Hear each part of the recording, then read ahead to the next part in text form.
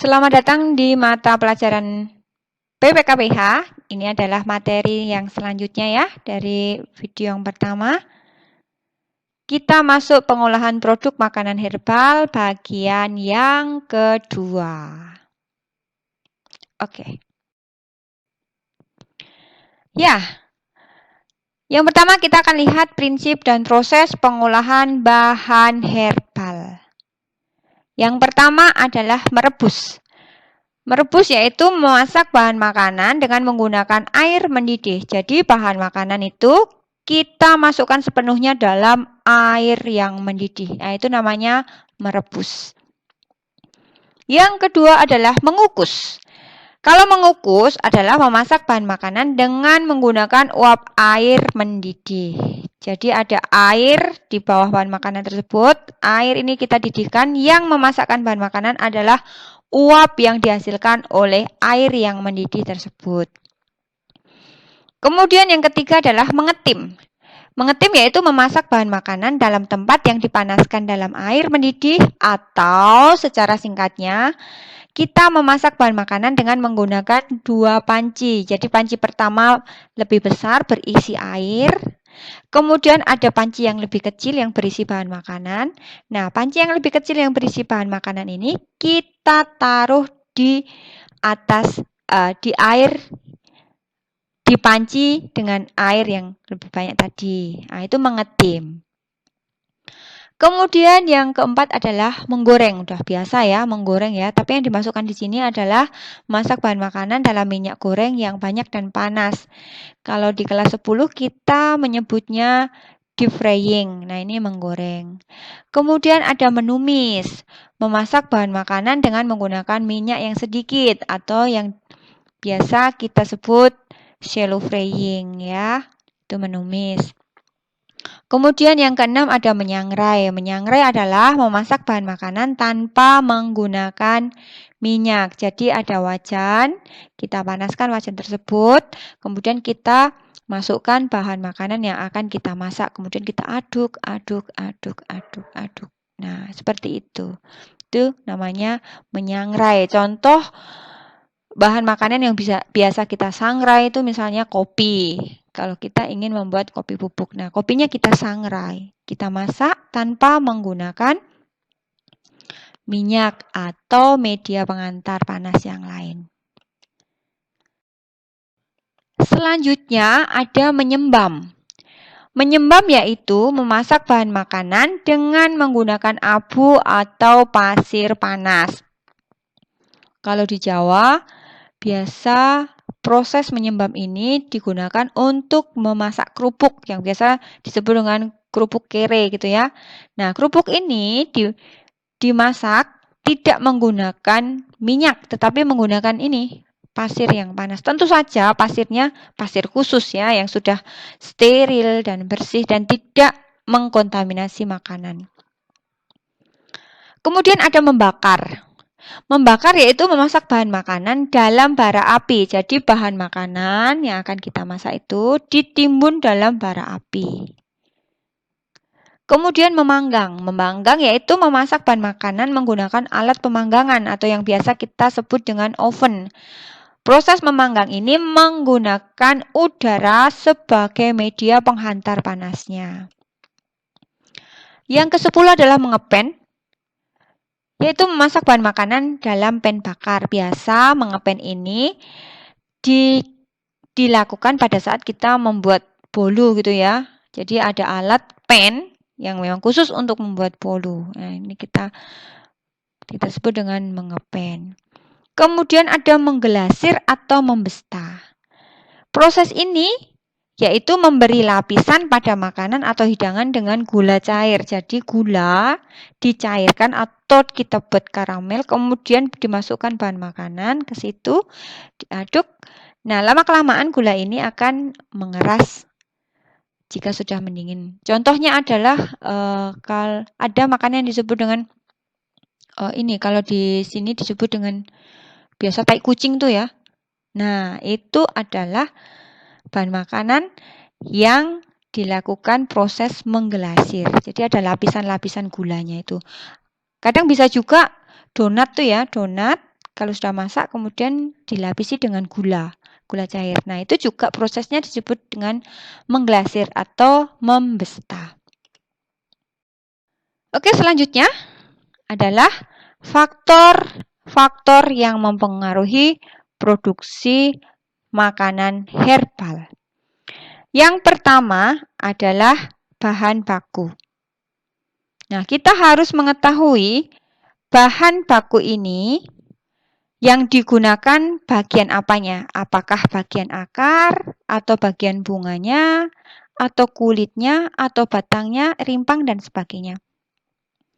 Kemudian, bahan ini apakah digunakan pada saat masih berusia muda, atau pada saat sudah tua? Apakah digunakan dalam bahan pada waktu masih segar atau pada waktu sudah kering. Nah, kita harus mengetahui secara khusus bahan baku yang harus kita gunakan. Kemudian yang kedua adalah air. Gunakan air bersih untuk mencuci bahan yang akan digunakan dan untuk membuat ramuan. Pembuatan obat herbal yang tidak membutuhkan pendidihan atau dimasak harus menggunakan air masak. Jadi misalnya bahan yang diseduh. Nah, kita harus menggunakan air yang masak. Kemudian alat yang digunakan. Peralatan yang ada di dapur seperti pisau, telenan, dan sebagainya dapat digunakan untuk memasak makanan herbal. Peralatan ini harus dicuci bersih dulu ya sebelum digunakan, dan setelah digunakan juga harus kita cuci kembali sehingga tidak tercampur dengan bahan masakan, khususnya yang berasal dari hewan. Untuk merebus bisa menggunakan panci atau menggunakan kuali dari tanah liat. Jangan menggunakan panci yang terbuat dari kuningan atau besi untuk menghindari timbulnya endapan, konsentrasi larutan yang rendah, timbulnya racun atau efek samping lain akibat terjadinya reaksi kimia antara alat yang digunakan dengan bahan herbal yang kita rebus di dalamnya. Sebelum memproses, membuat makanan atau meramu, cuci tangan sampai bersih. Siapkan bahan dan letakkan pada wadah yang bersih. Pastikan bahwa telah diketahui resep cara memasaknya yang akan dibuat. Kita boleh melihat catatan pada saat kita membuat ramuan ini. Selanjutnya adalah bobot dan takaran. Untuk mengukur bobot dan takaran dapat menggunakan peralatan rumah tangga, misalnya gelas, cangkir, sendok, jari, helai, dan lain-lain.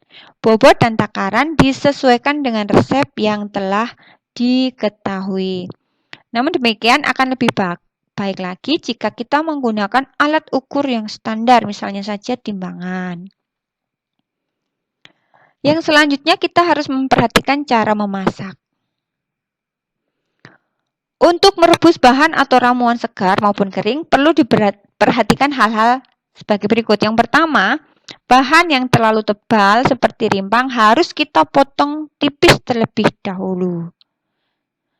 Yang kedua, masukkan bahan ke dalam wadah dan masukkan air sampai bahan terendam seluruhnya. Baru kita nyalakan apinya.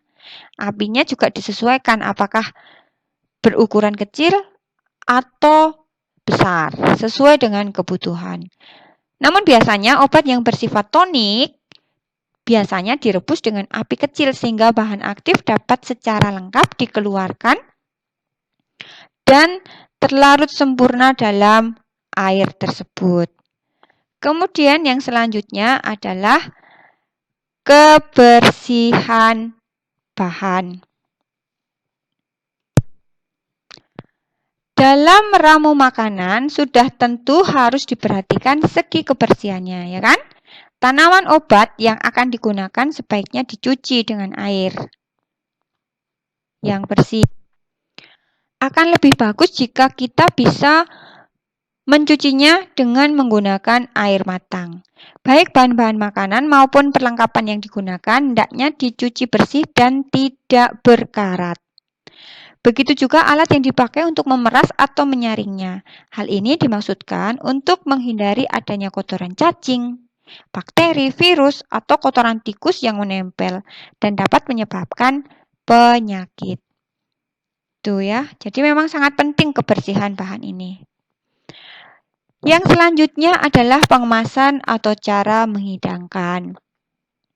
Untuk mendapatkan dan menambah daya tarik konsumen, maka produk pengolahan makanan perlu dikemas dengan baik dan semenarik mungkin. Semakin menarik kemasannya, maka akan semakin banyak konsumen yang akan tertarik untuk membeli produk kita. Nah, itu adalah faktor-faktor yang mempengaruhi produksi makanan herbal. Selanjutnya kita akan melihat alur proses pengolahan makanan herbal. Langkah yang pertama yaitu kita harus membuat resep. Pada saat membuat resep, kita harus mengidentifikasi bahan baku terlebih dahulu. Pastikan kebenaran morfologi tanaman atau bahan baku yang akan digunakan. Banyak tanaman yang memiliki nama sama, tetapi secara morfologis berbeda. Apabila masih belum yakin, kita bisa mencari referensi pendukung atau menanyakan pada orang yang lebih berpengalaman seperti itu ya. Bagian tanaman yang akan digunakan perlu ditinjau ulang secara morfologi apakah sudah benar. Artinya harus dipastikan yang akan digunakan itu bagian daun, batang, rimpang, akar, buah, atau yang lainnya. Di samping bagian tanaman, perlu diperhatikan ramuan tersebut menggunakan bahan yang sudah tua atau yang masih muda, batang atau kulitnya, buah atau bijinya, umbi atau akarnya, dan sebagainya. Buah yang muda banyak mengandung tanin. Buah yang tua tetapi masih segar, taninnya sudah berkurang, berubah menjadi zat lain. Daun yang masih muda mempunyai kandungan kimia yang berbeda dengan yang tua. Umbi, rimpang, atau akarnya. Jadi kita harus benar-benar mengetahui bahan yang akan kita gunakan. Itu adalah langkah yang kedua. Kemudian, setelah kita sudah mengetahui bahannya, kita melakukan sortasi atau pemilihan bahan baku. Bahan baku yang digunakan sebaiknya dipilih. Yang busuk harus dipisahkan, kotoran seperti tanah harus dibuang, bagian tanaman lain yang terikut tetapi tidak kita gunakan juga harus dibuang. Setelah disortasi, bahan yang kotor dicuci terlebih dahulu. Jika diperlukan, bahan baku dikupas atau dipotong sesuai dengan keperluan. Bahan baku yang sudah bersih dan ukurannya sudah sesuai, siap untuk diramu sesuai dengan keperluan. Ingat, air yang digunakan menggunakan air bersih atau air minum atau air saring, hasil penyaringan. Kalau daerah kita bisa menggunakan air galon. Ya. Setelah sortasi, kita memilih peralatan. Peralatan yang digunakan hendaknya tidak bereaksi terhadap bahan pada saat proses pembuatan. Alat yang digunakan sebaiknya terbuat dari bahan yang tidak menimbulkan kontaminasi dan tidak berbahaya bagi kesehatan. Sebaiknya dihindari peralatan yang terbuat dari logam seperti besi, tembaga, dan timah. Alat dari gelas, logam tahan karat ya maksudnya di sini ya. Kemudian kayu dan panci yang dilapisi email dianjurkan untuk dipakai karena tidak bereaksi dengan bahan herbal yang kita proses seperti itu ya. Kemudian langkah selanjutnya adalah penimbangan dan pengukuran. Nah, bila kesulitan untuk memperoleh takaran yang sering digunakan di rumah sakit, takaran standar seperti itu ya, kita bisa menggunakan takaran yang biasa kita gunakan sehari-hari seperti sendok atau gelas. Pada umumnya timbangan dapur juga bisa digunakan untuk menakar sesuatu bahan herbal ini. Satuan ukuran gram atau liter lebih mudah dan lebih sering digunakan daripada menggunakan satuan ukuran lain seperti jumput, ruas, tangkep, dan lain-lain yang kurang standar. Nah, ini sedikit tips apabila kita ingin menimbang bahan, padahal kita tidak memiliki alat dengan spesifikasi khusus tersebut. Maka misalnya saja ya, kita ingin menimbang 10 gram, tapi kita tidak memiliki timbangan yang kecil seperti itu. Nah, kita bisa menimbang bahan misalnya 20 gram. Kemudian bahan tersebut kita bagi 2. Nah, ini adalah tips praktis jika kita ingin menimbang bahan.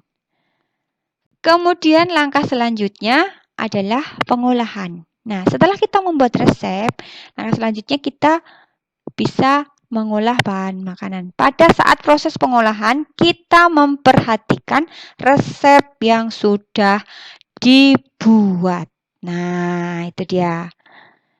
Setelah proses pengolahan, langkah yang tidak kalah pentingnya adalah pengemasan atau penyajian.